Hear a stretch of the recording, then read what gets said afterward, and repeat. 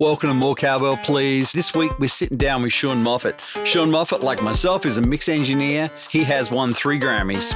He has worked on songs for Keith Urban, Lauren Daigle, TobyMac, many more names that you would know. We talk about his early days as a drummer through to mixing chart-topping hits and battling cancer. We're going to dive into his whole story arc, nerd out on some mixing stuff, and explore what makes CCM and worship music so unique. Next week, I'm excited to share that Joel Smallbone will be the guest. He is a 4-time Grammy-winning part of the duo for King and Country. I would love it if you'd subscribe and share so you don't miss the episode and let others know that it's coming. All right, let's get into it.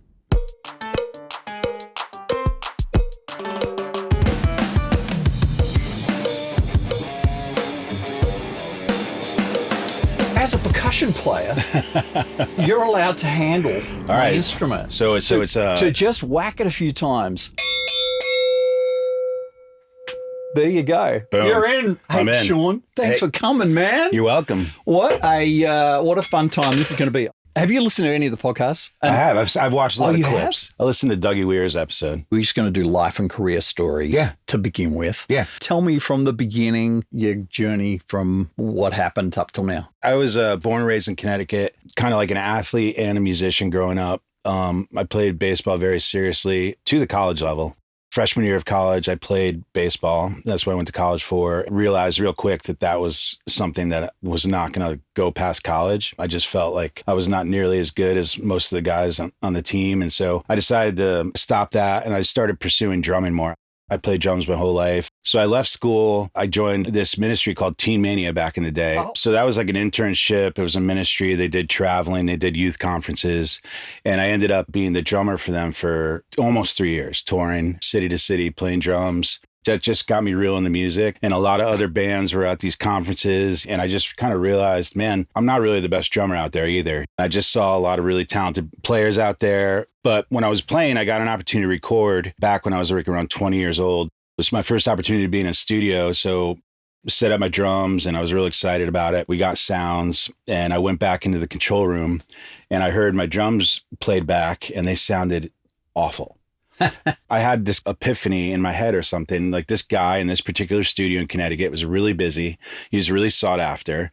And I thought to myself, wow, all this stuff is really cool. This guy has a lot of power to manipulate audio. The exact thought I had is if this guy thinks drums should sound this way, maybe I should do this. That's not how drums should sound like. That planted the seed in getting into audio. So I did end up going to Fullsail back in 2005. Okay, so you were doing Teen Mania early 2000s. When I was 19, 20, and 21. So you go to Fullsail. I had a great experience there. People say certain things about, audio colleges. Like my experience was great. I really put everything into it. I could possibly sucked every ounce of that out. So I got back home, just started my audio journey. It was kind of tough at first, because there are no jobs really, but I was lucky enough to get an internship with a studio in Connecticut called Presence Studios. And then the week after I got an internship there, an engineer named Elliot Shiner booked the studio for a year. So he's a legendary mix engineer like Steely Dan, Eagles. I was his Pro Tools op for about 8 months and I learned a lot from him. It was a really cool experience. He did not know how to run Pro Tools, nor did he want to run Pro Tools. And it was right near that transition. That really kind of got me keen on mixing. So I just started to try to convince people to let me mix their stuff. I was still in Connecticut. Through a friend of a friend, I met this guy named Brent Milligan, who's still a dear friend of me today. We kind of connected. I started mixing a few songs from him. We have family in town, so we stayed with my cousins for the first 3 months we lived here. And the goal was just to go and try it and then go back. I never went home. Opportunities came. It just felt right. I just kind of stuck with it and here we are. Did you ever play any other instruments? I play like enough to be dangerous, piano and guitar, but nothing that I would ever be hired for or anything like that. Music is everything to me. So it's like, I feel it. What do you think the biggest song you've worked to date is? I think maybe probably now it'd be like a Keith Urban song or Ben Rector Brand New or some of the Lauren Daigle stuff. Go Keith Urban. How did you get connected? And tell me about what that journey's been. About 4 years ago, I met this guy, Dan Huff, legendary producer. I worked on this Russell Dickerson record that was kind of independent at the time and it had great success. And so Russell got signed. Next time to make a record, Dan Huff was brought on to co-produce Russell's debut label record. I ended up working on that record and met Dan. He was an icon to me. I mean, he's just very, very talented and became a really good friend. Since then, we've been just working on stuff when it's the right fit. Keith obviously has been working with Dan forever. It was time to start a new record. I guess Keith wanted to try something new on the mix side, and so Dan recommended me, and so I mixed one song. Keith and Dan came over to the place to tweak it. It went well, and Keith and I connected on a lot of things. We ended up talking about life a lot. We had some mutual things that we were going through that we kind of just were able to connect on outside of music on. Basically what happened was this record was starting. Keith was like, hey, if you're going to mix it, why don't you track it? I have been mixing a ton and not really had time to track it for many years, but I was really into it. So I ended up spending about 14 months with Keith, tracking, mixing, editing, doing overdubs and everything, and just kind of being like an all skate on this record. And it was a really awesome experience. I learned a lot about patience, not settling, being open to changes, and being open to doing the wrong thing to find out that what we were doing is right. I learned a lot about songwriting. Keith is obviously such an incredible musician, such a great guitar player, but his philosophy on life really, really shaped a lot of who I am right now. He became a very, very good friend and someone that I still just call and say hi today. And it was a great, great experience and really proud of what we did. But man, it was a journey. Yeah. So you've done one record for him? Yeah.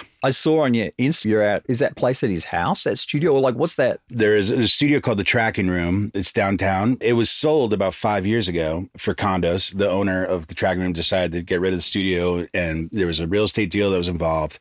The condos that they were trying to build, like, didn't go through. It sat there for about 3 or 4 years dormant. And Keith put an offer in early on and they kind of laughed at it and then eventually took it. And so he bought the place. Miraculously, somehow, none of the gear was purged. So everything was still there. I'd worked in there a few times before to shut down. It's a great, great space. Those sample packs, That Sound by Mabes, those were done at that space. A really legendary studio. It's got the rock room. Keith at his house had a vintage Neve 8068 that was just sitting there. He brought that into the studio. So they have a combination Neve 8068, SSL 9000J. So input on the Neve, playback on the SSL, and it's a special spot. That's been open for about 6 months. And so we've been having fun down there. Okay, so you've been working there like engineering? Yeah. Like tracking and what have you? Yeah. My day job is definitely mixing, but I've been getting down there and track. Since the Keith record, I've just really fell back in love with tracking. And when the fit is right and I'm going to be mixing it, I'll track. It's good to be around some people. What did you have to do with the Lauren Daigle? Back in the day, a guy named John Sell was A&Ring at Centricity. I was working on various projects with him. One evening, we were working on a record, closing something out.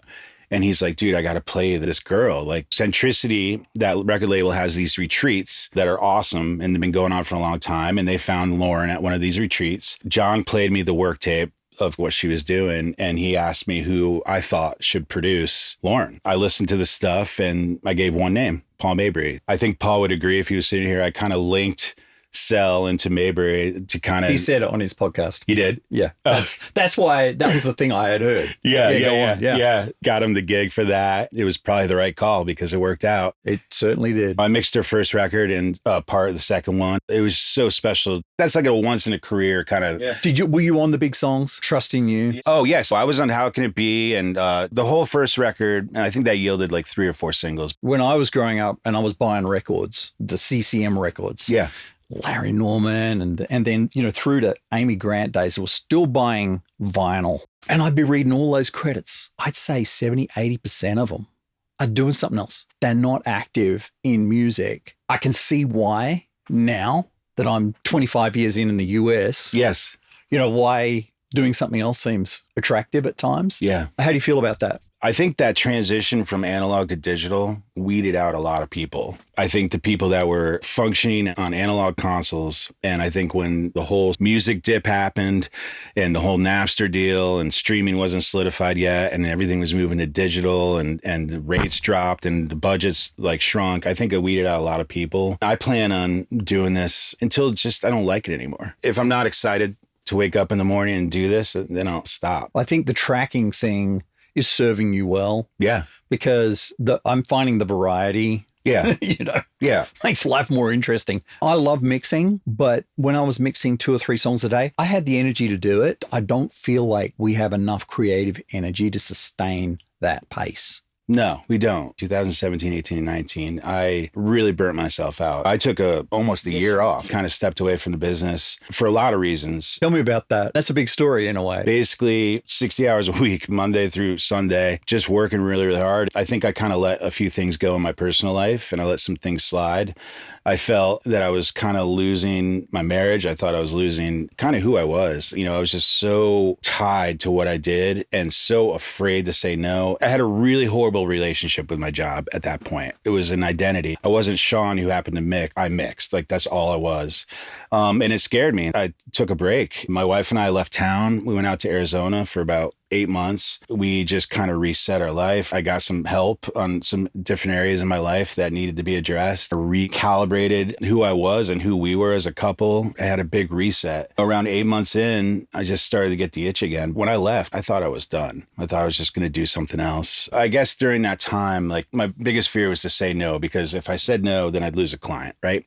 They'd go somewhere else. A lot of talented people out there. I wasn't able to say no. And so things would stack up and I'd try to handle it the best I could. Taking that break, I had to essentially tackle my biggest fear. I had to say no to everybody. Every single person that I had a long-lasting relationship and working with, I had to say no to. So coming back after that break, there was such incredible beauty, joy when people started calling again. And there was a part of me that knew that they were calling me not because of out of loyalty or that's because the person they use, but because they've tried other things and they want to use me. When I decided to come back, I kind of did it slow. One buddy called and said, "Hey man, would you be interested in mixing? I know you're thinking about coming back." And so I did, and I just started ramping back up again. It's been at a different pace since then. And definitely I'm a lot more calculated in how I approach my business and just how I treat clients. Looking back, doing 3, 4, 5 songs a day, that wasn't fair to me, and it's not fair to the clients either. Every song that comes across my desk needs the full amount of attention as possible. That was something I realized and definitely felt convicted about during my break. And you just never know what song you're working on leads to what. Each song gets every Nobody ounce knew of it. Lauren Daigle was going to be what it was. No. When you mixed the first EP. Yeah. You moved to town. Do you remember showing up on my doorstep? Yes, I do. I was really interested in your studio because I was trying to build a studio. Did I have the place built at that point? Yeah, you had that, the full tilt one. Right. And I was looking for studio designers and I had seen pictures of your studio and I thought like yours looked really good. So I was interested in checking out your space. That's the nicest studio I ever had. No, this place is great. This place is great too, though. Oh, this is great. Yeah. I was very interested. We had been renting a studio and we were going to buy a house and build a studio. I just remember seeing your studio and loving it. So I kind of wanted to check it out. But yeah, I remember meeting you for the first time. It was very cool. And we kind of talked shop. And did I bring you in the house? Yeah. You showed me the studio. Because my only visual memory is you standing on those funny little steps that came into the turret. No. Yeah, you brought me into inside? the room and we hung out and you were very gracious, man. And you come to town, come visit me. Yeah. Hey, hang out. Let's, because I love that. I don't know. There's something good about it. No, absolutely. This whole community, this whole little stretch of labels in town, it's small. We all know the same people. I think one of the coolest things about what's going on now in this space is that there's just so much more music being made than there was 15, 20 years ago. But don't you find this? The producers are mixing their own stuff. Yeah. A lot more than they ever did. Yeah. Even the artists are mixing their own stuff. Why do people need mixers? Why should a mix engineer be your best friend? You're making a song, right? You're putting all the ingredients into the soup, all these different textures and different ideas. And first off, mixing is just a second set of ears to decipher and create space in which that information's in there, even if a producer has like an incredible rough that really, really translates and people love, I think that there's still the ability to make that better. I find that 9 out of 10 times roughs are in really, really good shape. And my job isn't necessarily to fix a lot of things. It's basically to find things to enhance, to get it over the line and make it that 10, 15% better. Just as much as when someone asks me to master a song, I usually say no. I'd really prefer another set of ears to take what I've done and make it better. Mixing is the next stage of just a non-subjective listener that has opinions that can take people out of like the zone that they're in and bring some clarity to what they're working on. Your 15 years worth of bag of tricks, things you've learnt to that process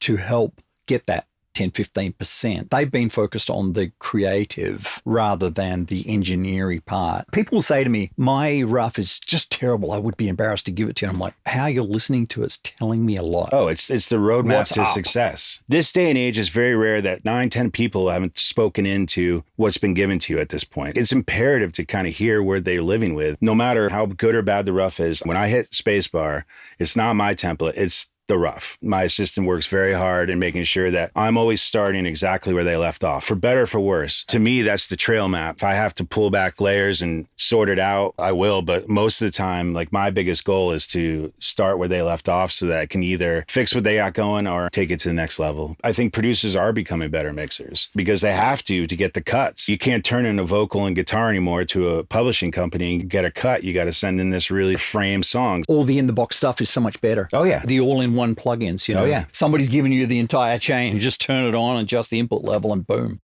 I'm going to read you what Grok says about you. Interesting.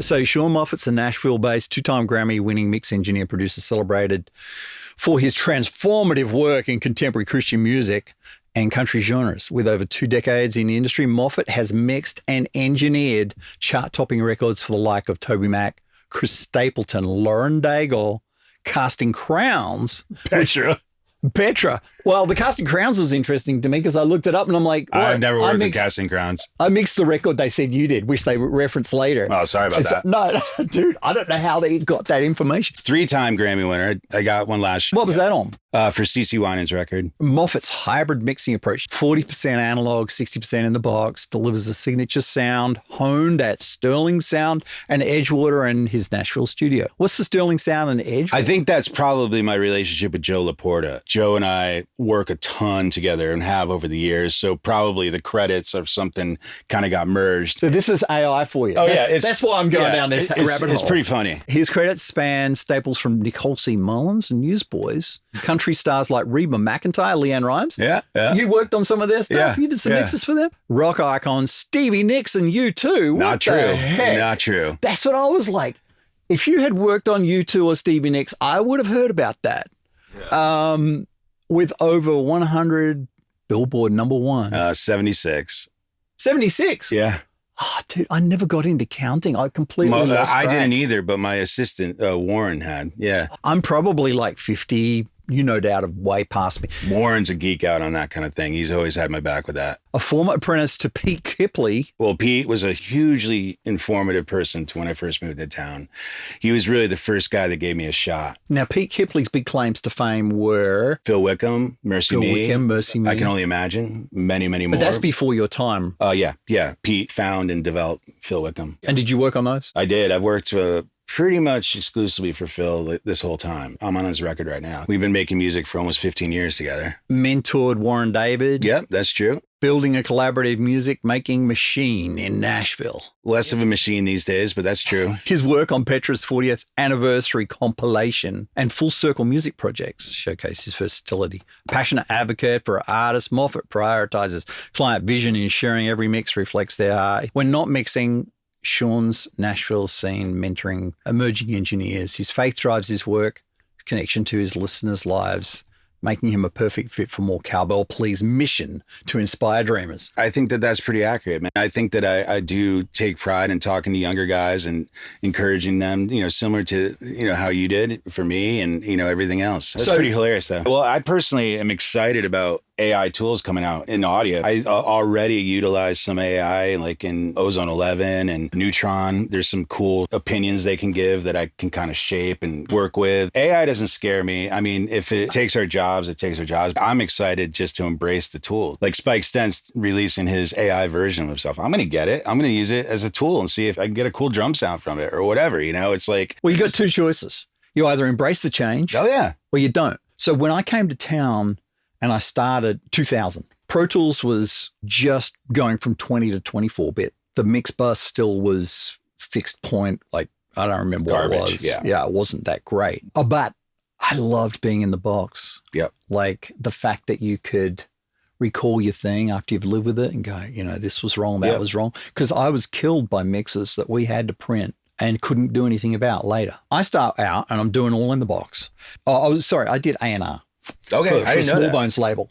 I had worked at a recording supply store in Australia where we sold Pro Tools and stuff. So I knew what was going on with the tech. So after we'd spent our budgets, the label heads were unhappy with the mixes. The budget's gone. I'll try making some mixes. Now, I had mixed a bunch before in Australia, but I'm like, I'm in Nashville. I'm not going to put myself up against highly credited people. But I could see what was wrong with these mixes and I wish I could fix it. Make a mix in the box. It ends up being a number one at radio. I listen back to it now. Don't play that to anybody. This was a time in history. I mean, listen to the Beatles records. We've evolved in sound. And this is one of the problems that happens when you get later in your career is that when people look up your credits and they go, well, that's all old. I don't want to sound like that. Yeah. Of course you don't.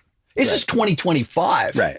We've all evolved. So that song was like the first in the box in CCM world that made a number one or that even really got any airplay. I end up mixing things. This is what would happen to me. Oh, we love it. It's fantastic. Dude, if it sounds that good in the box, let's get someone to do it properly on a console. And then the console guy would be fighting and they're going, well, why can't you make it sound as good as that? And you can't get it loud and all that stuff. Yeah. So they were struggling, but in the label A&R people's mind, of course, the proper way to mix was on a big console. Yeah. So I buy this Icon. For those listening, an Icon is not a mixing console. No, it's a big just mouse. A controller, right? Yeah. For what's happening inside the box. But I start getting calls. Oh, dude, the mixes just sound so much better now you've got that console. I'm like, of course, Pro Tools then. Pro Tools 11 was when the mix buzz for me. Yeah, the depth and everything. I mean, it was a game changer. I mean, I would just pull up mixes that were done in the old and just play them straight up. And it's like, oh, the hash came off. I love those like... Yeah. I've had a few of those moments across my career where all of a sudden something clicks and you're like, oh my gosh, the gain structure in any DAW, there is a sweet spot. There is a point of no return if you're getting... Well, one thing I've discovered, and I mean many years ago now, Pro Tools with a fader above the zero. Yeah. Don't go there. No. Like just pull them all down. Yep. So your top loudest thing is at zero. 100%. You're going to sound better. When young mixers come to me and ask advice or whatever, the first thing I preach is about gain structure. Build your mix, you get your drums at the loudest point of the song, right at zero, and build everything else underneath that. You ever use Logic? Yeah. I get these sessions where it's red lighted everywhere. Oh, yeah. You don't hear distortion. No. But the mix is collapsed. Yeah. Currently, we do receive songs in Logic. If a producer wants to just hit save and send their Logic session, Ethan, one of my assistants, will take that information and make a Pro Tools session for me, which is great. We prefer stems, but we'll take sessions. You know, I've had people just go, well, just take my Logic set, use your stuff and make it better. It's like me trying to learn German. And whatever DAW you choose, you got to stay with it. It's like a first language, right? Yeah. There's no other way to be. Yeah. I mean, I can mess around in Logic, but I can't do any damage in there. What was the first thing you did that it's on the radio, it's doing well? Yeah, I know exactly. Tell me the story. Back to Pete Kipley. There's a song called This Is Amazing Grace. My first big song was a song called Lord, I Need You by Matt Maher. And that was just a sweet song, acoustic. It just ended up being a big song for the church and a great song for Matt. But my first hard-hitting, full production song that did well was This Is Amazing Grace by Phil. Pete Kipley produced it. It was Phil's first number one, a huge song for him. All credit to Pete. His production, I still wish he made records because he was just a phenomenal producer. And at that time, that song was pretty fresh and pretty aggressive and pretty different sounding than a lot of things that were out there at the time. And I think that the success of that song and the way it sounded was a huge leg up for me in the next couple of years of getting other opportunities in that space. That was kind of like the first big one. It's just been so amazing to watch Phil become who he is now. And he's like one of the few clients that I've worked with. I got to go back and finish the song for him today. It's so fun to be on that journey with him. This Is Amazing Grace was definitely a big song for me. You're going to love this question. Okay. What is Christian music? Oh, that's a... I mean, obviously lyrical content is one thing. I mean, gosh, there's so many things I could say about that. You know, the stigma of Christian music. Christian music obviously is framed in a way with lyrical content that's obviously speaking about faith or the Lord or God or whatever. Over the years, I think that the CCM sort of sound and the CCM sort of world is branched out a lot. For a while, Christian music sounded a certain way and one way kind of worked. Everyone was chasing the next hit and kind of making it sound the same. I find that Christian music these days has a lot of variety to it and has a lot of different tones and textures. But yeah, I mean, it has to be lyrical content, right? But to me personally, I wish that genre didn't exist because I think that it's just people singing about what they believe in. Just like a pop artist was saying about what they believe in. Christian music should just be music. I think worship is a different story. I've always had this rub with Christian music, and I've kind of noticed something that I've kind of rubbed with me too, like being a part of a lot of it, is if you're a Christian music artist and you're on stage and you're like, it's all about you, Jesus, I'm here, it's all about you. It's actually not. You're an artist. You have to push your brand. You have to have an internet presence. You have to have social media. You have to sell merch. You're an artist. But there's sometimes this rub. Is it about me or is it about him? And I think that a lot of people who see that kind of get a little bit confused inside. For me, I've always thought about it as like a little bit of a rub, where worship, even though there's worship stars and there's worship celebrities and it's about him. There's an authenticity about that where the vision is clear, like worship is to worship God. And so I think that that's one big reason why worship has connected so much these last 10, 15 years. More young people listen to more worship than CCM. There's great CCM music out there. Being put in a box of being Christian music sometimes hurts itself. I think it's just people singing about what they believe. But I have been excited to see that the genre has evolved. Did you work on that Forrest Frank thing that's out right now that's going crazy? No, but I'm so happy for him. It's so different. Yeah, it's like, okay, Toby kind of did it 20 years ago. Yeah, and he's still doing it. And he's still doing it. Yeah, certain things are winning. For me, worship's been really difficult. As a believer, it's a high value. We need to be doing that. Worship music seemed to be largely in a narrow bandwidth. I mean, I've done Jesus Culture, Bethel, Elevation, Hillsong. I've mixed for like all the big brands, let's call them. Not that they're all the same. They had their variations, but they're limited by this. People have to sing along with them. So they're in a certain range. Yeah.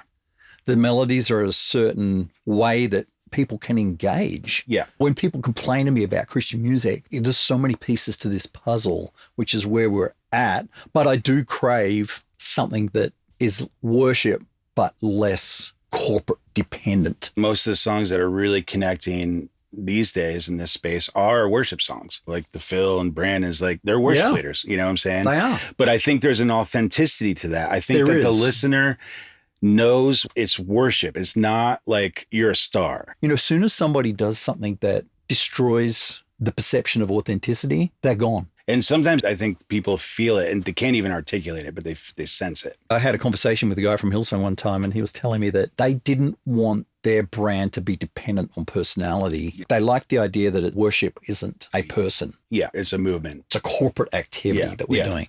Just to end that whole thing, I think worship is what wins. And I believe it's because there's an authenticity. It's a clear picture of what it's about. And I think that a listener could connect to that a lot easier. People would be like, why is Christian music this or that, negative things? And I'd be like, you know why? Turn the radio dial. Listen to all those other stations. Where is the positivity? Where is the joy? No. Where are the things that support their values? Yeah. Where are they?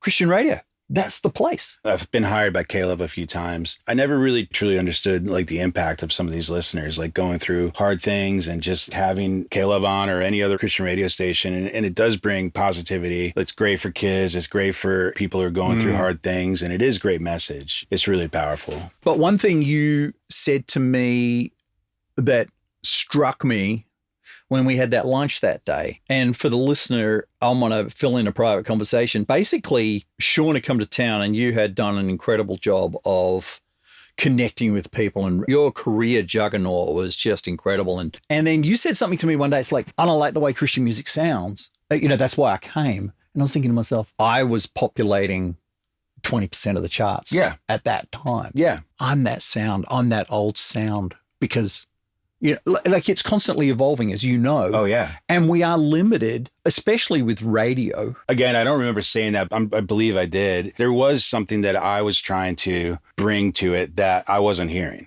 But that's just artistic expression of you and I mix completely differently. Like anybody else in this town that's having success, we all do different things. And there was a sort of thing that I kind of heard, I felt like at that time going into that season, I think it was very competitive in the loudness. And I was trying to inch it back a little bit more of an organic nature, a little bit more vibe and a little bit more textures. That's just because that's the kind of music I liked. Obviously, the song is the guide. Like whatever the content is you need to serve. Probably when I said that, it was more trying to imprint some of my textures and tones and grittiness that I wasn't hearing. I've played this line in my head a few times because when I came to town and I heard mixes, especially in doing the A&R thing, thinking, oh, I can kill that, man. I could do that better.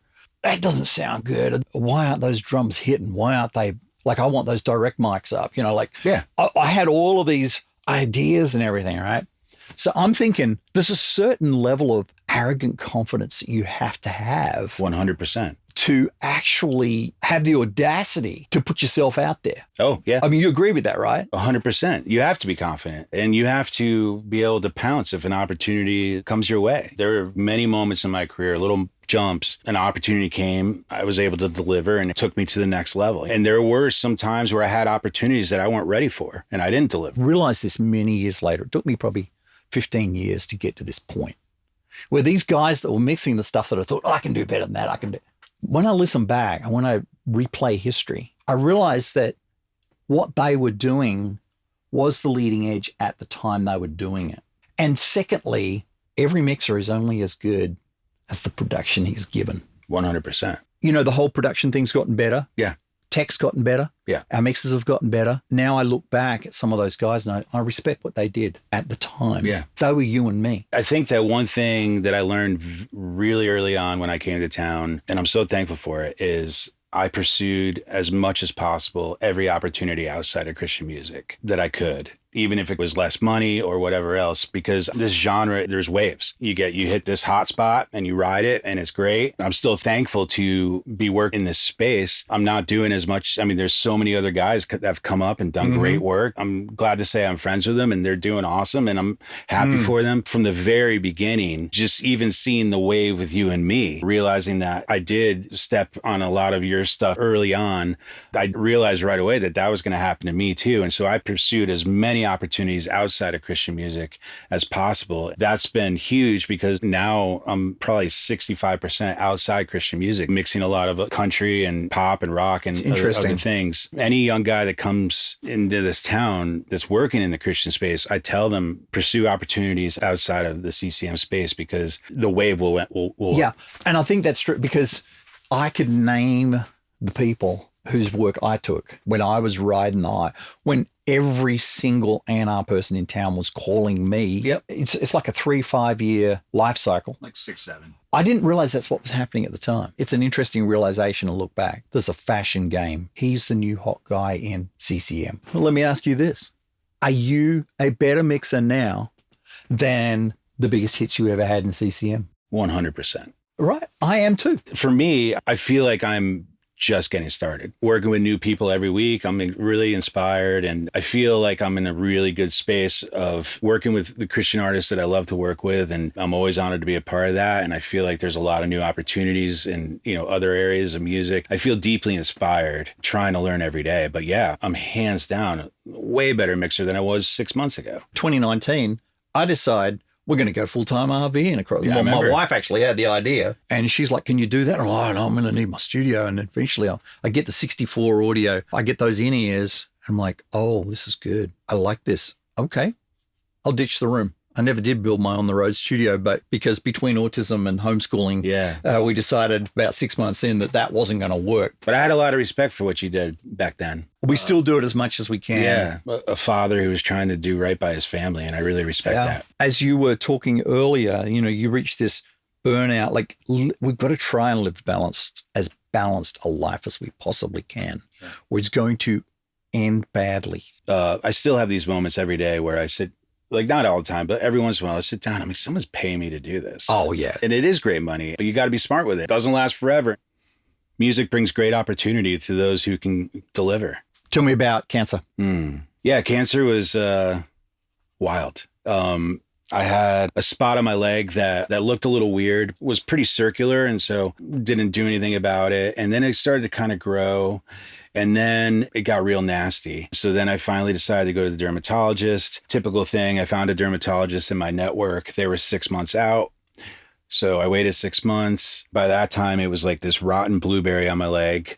And that's your scar right there. About an 8-inch scar right there. I got it biopsied. They said they'd be back with me in 2 weeks. The next day I got a call. It was melanoma, but it was very deep. There's the Breslow numbers, which are basically the depth of which the actual cancer is into your system. It was very deep. And so basically 3 days later, I was referred to a surgical oncologist, had the surgery to remove the cancer, and then out of protocol, they trace your nearest lymphatic system where that spot is of cancer, and they test and biopsy that spot. And that happened to me in my groin. I went into surgery being told that I was going to get this thing cut out of my leg and that I would have like a little cut in my groin. I woke up and it was a 6-inch cut in my groin, and there was 3 tumors in my lymph nodes in my groin. Oh, gosh. I went directly to an oncologist, did a PET scan. The PET scan showed that it was everywhere, all in my lymphatic system. That was very scary. It was stage 4 metastatic melanoma. It turns out that all of it that they saw was not actually all cancer. Some of it was what's called sarcoidosis, which is an autoimmune disorder that looks similar to cancer on the PET scan. So I kind of have a hybrid of melanoma and sarcoidosis. And that's I'm in remission right now on the cancer side, but I'm dealing with the sarcoidosis still. And it's been a real battle. Oh, so you're still having treatment? Like, yes. You're not talking like chemo? No, not chemo right now, but it's been off and on. Dealing with the sarcoidosis, which is an autoimmune disorder that is spreading throughout my body. And if it gets in my organs, it could be terminal. I got a lot going on physically right now. Right now, I'm being highly monitored on the cancer side, and I'm doing heavy steroids, a certain antibiotic for sarcoidosis. So the health thing has been a real journey for me. I was on chemo for 9 months. Really? Yeah. Oh, dude. I had no idea. Was it as bad as... I wouldn't wish it upon anybody, but I worked through it. I think that partially saved my life in a way, because I had a lot of purpose and I had a reason to get up out of bed every morning. And, but I worked through it. Hoping it doesn't come back. I'm going to interrupt at this point. I'm asking you to remember Sean in your prayer. Say a prayer for him now. This ain't over for him yet. Okay, let's get back to it. I would say the guy I learned the most mixing from. He had an SSL and his own room, and I just love working with that guy. Well, he was an Italian guy, and he had his $10,000 coffee machine, and he just lived on coffee. Well, he starts getting an ache in his gut, and he just takes painkillers for it, right? Yeah. And he's like, oh, it's the coffee. It must be burning a hole, too much acid. He finally goes to the doctor. The doctor says, yeah, you've got like a month left. And he died a month later. Pay attention to your body. You gotta listen to your body. Well, right now, I'm on a journey of getting my body back. I'm very weak. I still have a lot of issues. Like, it's hard to get out of bed some morning. I'm in a lot of pain. My health is not good right now. One thing that I will say about my cancer journey, and something that I'll hold dear to my heart forever, was the community, the support, the prayers, the messages, the calls, the patience. Sticking with me when I was sick, always checking in. It really showed me a lot about this community and how thankful I am to have a great network of people we're all fighting for each other. You know what I'm saying? There were clients that I would meet with someone and they go, Sean's my best friend in the whole world. To me, this business has always been learning about the people. I enjoy people. I enjoy learning about where they came from and like what they're shooting for. And I've also just made it a real mission to study each producer I work for, to learn what they like, to learn what they don't like, to learn how to serve them the best. And so relationship is important to me. I like to check in with the people I work with. I like to support them, encourage them. The music business is hard, man. It's a lot of rejection, a lot of fear, a lot of anxiety. And so people have always been really important to me. That's a very genuine aspect of what I do. And I have my circle of close friends, and then I have a lot of friends. That's something that I've always taken pride in. And I think that relationship is key because it's creative, man. It's like collaborative. And I've always really worked hard at making sure that I invite the producer into what I'm doing. Often, like if I'm working on a chorus and I'm excited about it, I'll send them an audio movers, even if the mix isn't even done, and be like, hey, what do you think about this chorus? I love the collaborative thing. I love bringing the people in and making it kind of like a team thing. So it's funny. I had a guy once say to me, it was another mix guy, and posted on social media, mixing is not a team sport. And I was like, it is. It's everything. It's absolutely a team sport. Now, they may not have their hand on the fate of the mouse, but you're doing that. But without their input, you're wasting your time. Oh, 100%. It is a team sport. One of the things that I do is 90% of the time I stream with my client before the mix leaves the room. Most producers I work with like doing it. To me, that's a really great way to make sure that I didn't miss anything. I'll have the mix done. I'll hit up the producer. I'll be like, hey, you got 5 minutes. I'm going to play you this mix down. Anything I missed, anything that is kind of like off to you, that's going to... So no file is passed. No. It's just a stream. You stream. That kind of gives me the sense and the peace that I've served the song the way that at least the general framework is right. What happens is you can send something, you miss something, you misinterpreted something, and then it gets passed around everywhere, and then it gets chaos. So it's kind of like a way to serve the client, of course, bring them in, but also it's a protection that there isn't a mix out there that's sideways that's going to affect me negatively down the road. Fails, or either fails or just embarrassing stories or things that just went wrong. Yeah, I think one time comes to mind. I got a call from a buddy of mine, Ian Fitchuk, and he said, hey, there's this new guy in town. His name's Busby. Oh, yeah, right. And I think you should know him. And he's working on this demo. And I know you're not mixing demos, but this thing's really good. And I think you should connect with him. So I connect with Busby. I didn't know who Busby was. This particular song was not in great shape. He knew it wasn't, but he was trying to make me work with it. And it was like a little bit of an unconventional process. I was busy at the time. Things were just needed editing and a bunch of different stuff. And I kind of pushed back a little bit. And he was kind of like, man, like, why are you pushing back? And like, we didn't click. It didn't go great. And then I remember the next night I go upstairs and eat dinner. TV comes on and it's The Voice, and there's Busby sitting in the chair as the guest judge. And I realized, like, oh my gosh, Busby's Busby. Never worked with him again. That was probably one big faux pas. I mean, I didn't go above and beyond and try to get it to make it work. Well, he goes on to do Pink and no doubt, like half of the American Idol top people. And his legacy still is, like, it's just everywhere in this town. It's everywhere. I worked for Busby, and he came to my house one day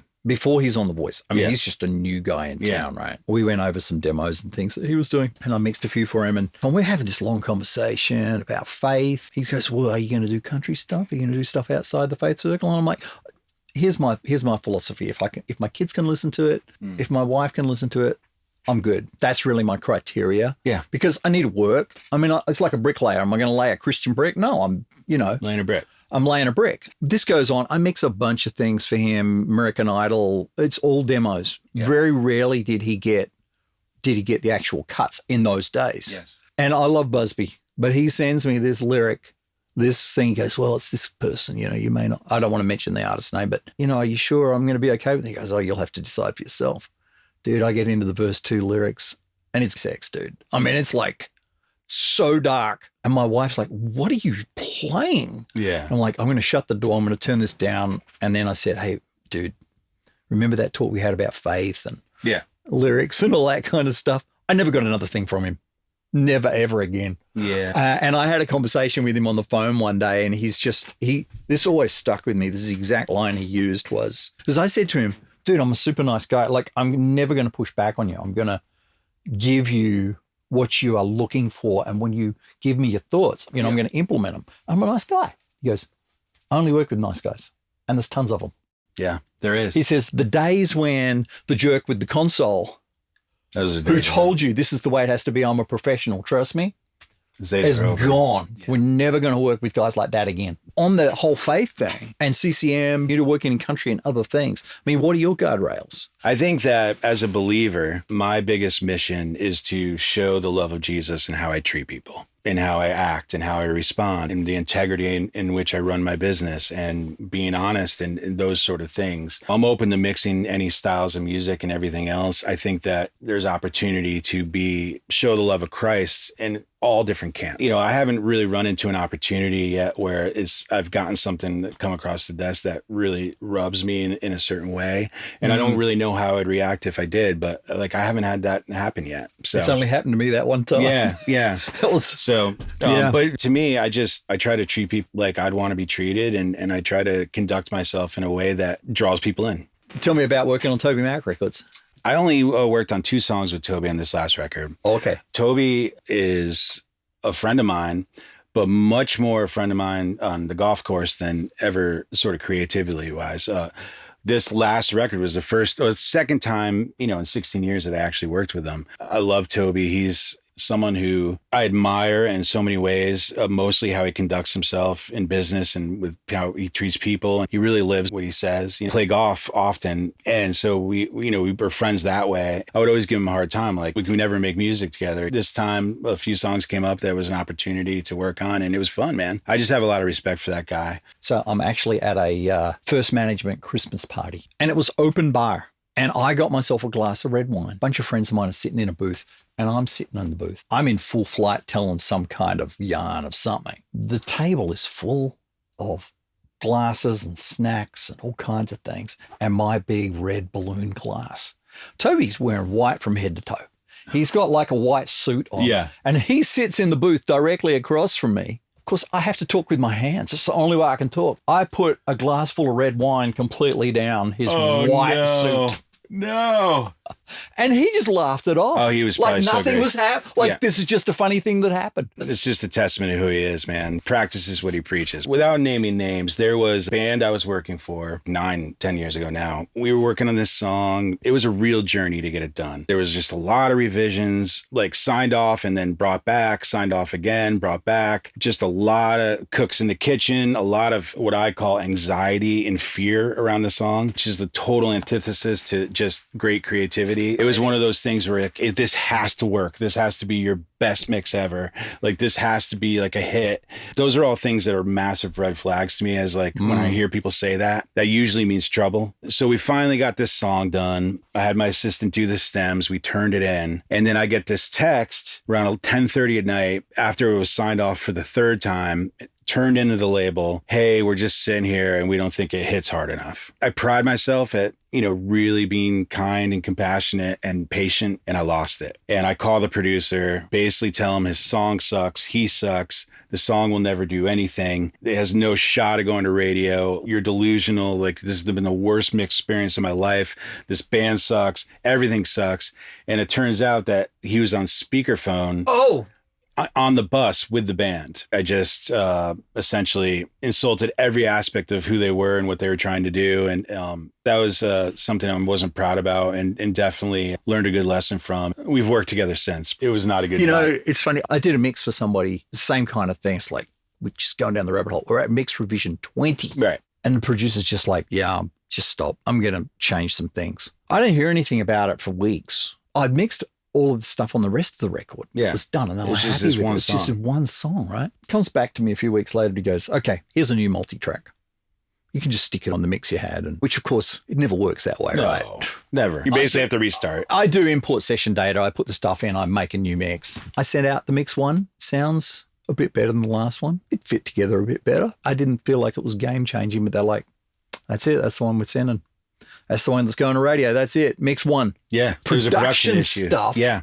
And I think like with that band, it's like if you've already turned it in 3 times and you get to that point, there's something else going on. No, here. It's not the mix. And, I try to have relationships with the producers that I work for where they welcome, like if I see an issue in the song, I'll try to speak up. Or if I feel like there's something that can help enhance the song that maybe they could add or whatever, or, I'm not afraid to mute. I'm not there to try to reinvent the wheel. The real good relationships I have, they lean on that. Like, hey, is there something missing? Or like, is there something that potentially can make this better? Could we use a sub bass to enhance the low end and the chorus? Or should we mute stuff? Like, to me, a lot of times things become very clear in the mix that sometimes change the philosophy of the production. And like, you got to be on board for that. The demo thing wasn't as easy as it is now. You put it in Magic AB or something, and the levels are matched, so you're actually getting an accurate AB. Because back in the day, we didn't have that. And so I was like, send me a demo if you've got it. Send me what you've distributed if you've got it.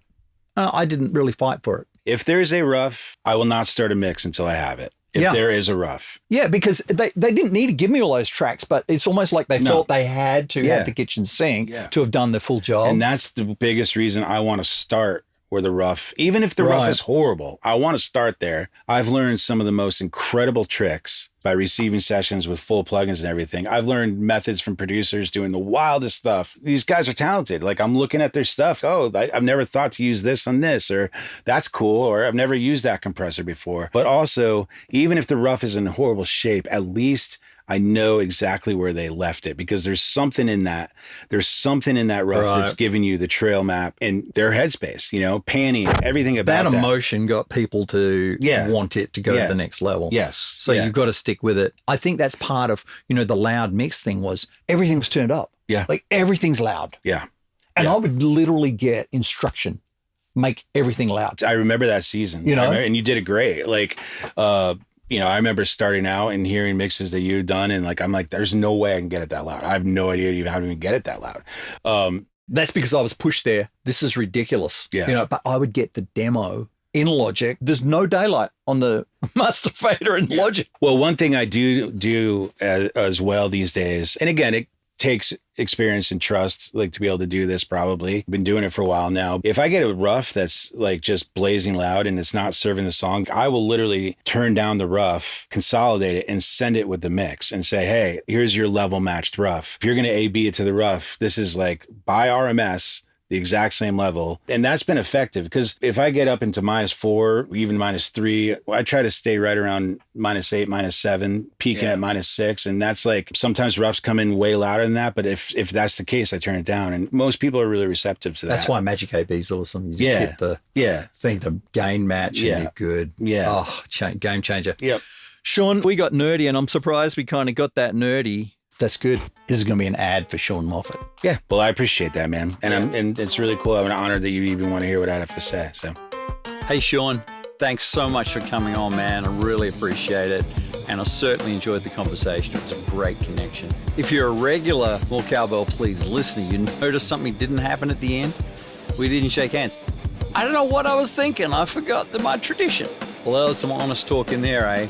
Surviving burnout and cancer. That's some pretty big life battles that Sean's been going through. If you love this episode, I hope you'll subscribe on YouTube or Spotify or Apple, where it's also available. And I'd love you to leave a comment with your favorite moments. Next week, it's Joel Smallbone, 4-time Grammy winner from For King and Country. Man, we had such a great chat. I recorded it earlier this week.